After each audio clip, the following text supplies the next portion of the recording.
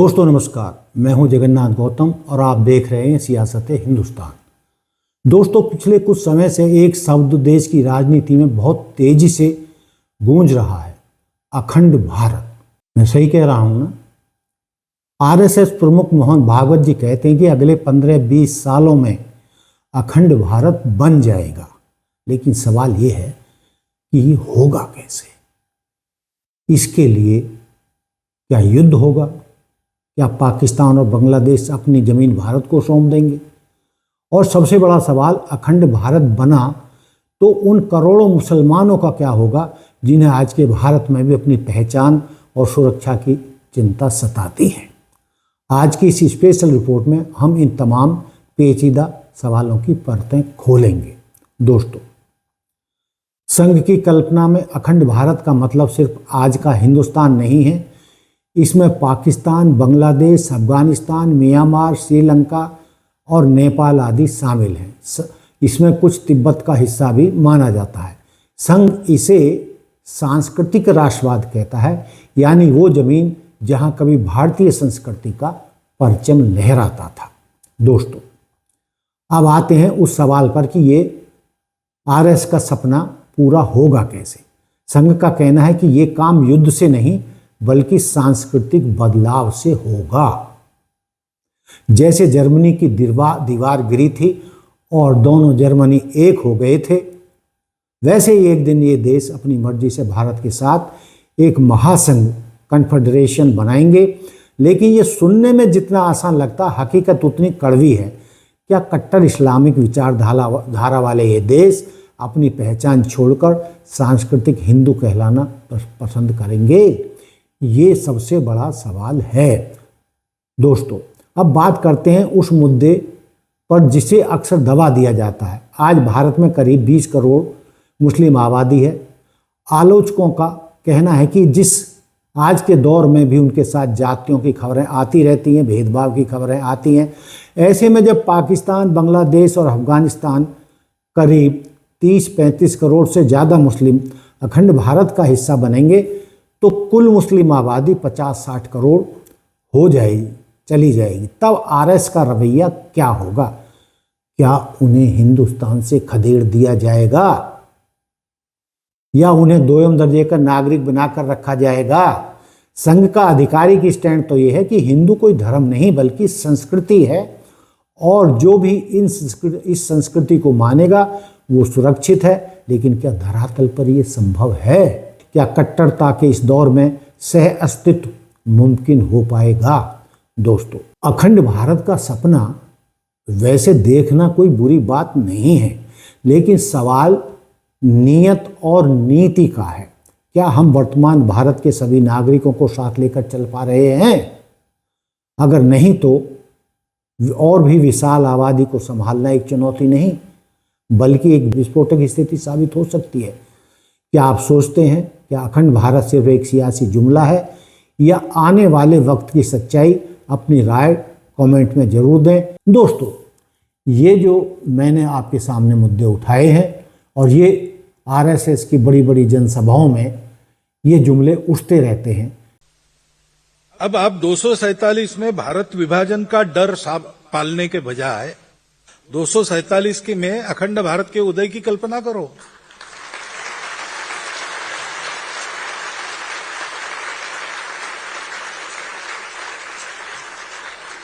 जो 500 साल सुल्तान बादशाह यहां रहकर नहीं कर सके, जो 200 साल में अंग्रेज नहीं कर सके, वो स्वतंत्र भारत में अब क्यों होगा फिर से? ये 1947 नहीं है। अब हम बहुत आगे बढ़ गए हैं। अब भारत को तोड़ने वाले टूट जाएंगे, भारत जुड़ जाएगा। ये होगा और ये हम करके रहेंगे। ये संकल्प आप मन में मजबूत बनाओ तो कुछ ये जो सपने देख रहे, दुस्वप्न देख रहे हैं, उनके मंसूबे कभी सफल नहीं होंगे। लेकिन ये एक आरएस का सपना है। क्या ये सपना कभी हकीकत में बदल पाएगा? क्या ये संभव है? जो भारत के वर्तमान में 20 करोड़ आबादी है, जब उसी को आप बर्दाश्त नहीं कर पा रहे हो तो जब 20 की जगह 60 करोड़ आबादी हो जाएगी या उससे भी ज़्यादा हो जाएगी अफगानिस्तान, पाकिस्तान, बांग्लादेश, नेपाल में भी मुस्लिम हैं, श्रीलंका में भी मुस्लिम हैं, तो ये कैसे संभव हो पाएगा? अब जो कट्टर इस्लामिक देश बन चुके हैं वो हिंदुत्व को कैसे अपनाएंगे? क्या वो ये मानेंगे कि ये सांस्कृतिक अभियान है? मुझे लगता है कि ऐसा संभव नहीं है और आरएसएस सिर्फ और सिर्फ लोगों को एक ऐसा सपना दिखा रहा है जो निकट भविष्य में तो पूरा होता नहीं दिख रहा। या जितनी नफरत आज आरएसएस ने या कट्टर हिंदुत्ववाद ने देश के 20 करोड़ मुसलमानों के प्रति हमारे दिलों में, समाज में भर दी है,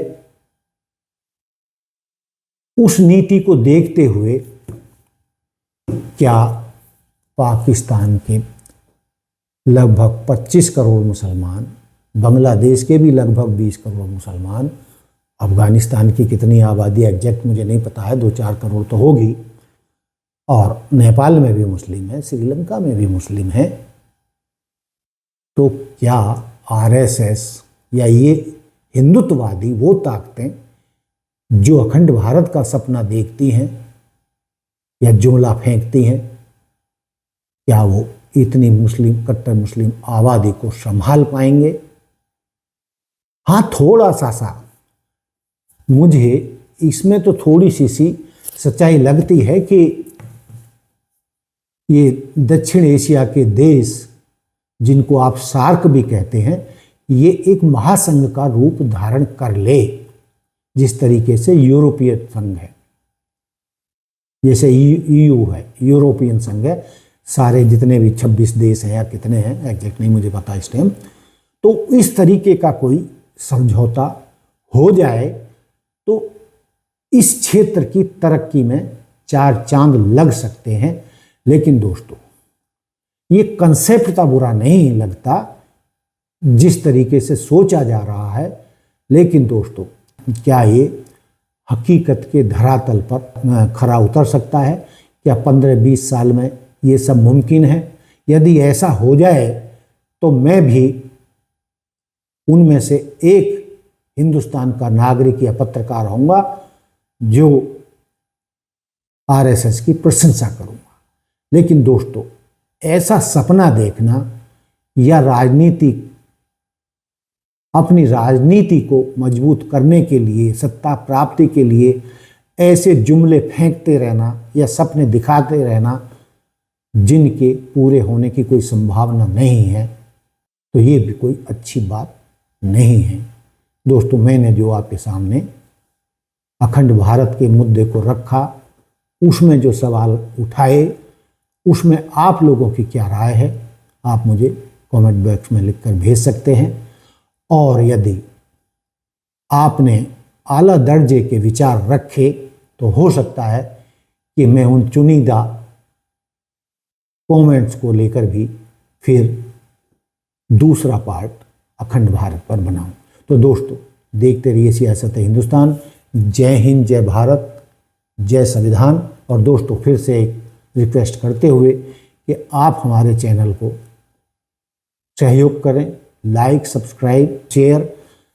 यदि आपको हमारा चैनल पसंद है तो कम से कम 5 लोगों को हमारी वीडियो शेयर करें, और यदि संभव हो तो थोड़ा बहुत आप आर्थिक मदद भी हमारी कर सकते हैं, जिसके लिए हमारा कोड जो है आपके सामने आता है सियासत हिंदुस्तान का।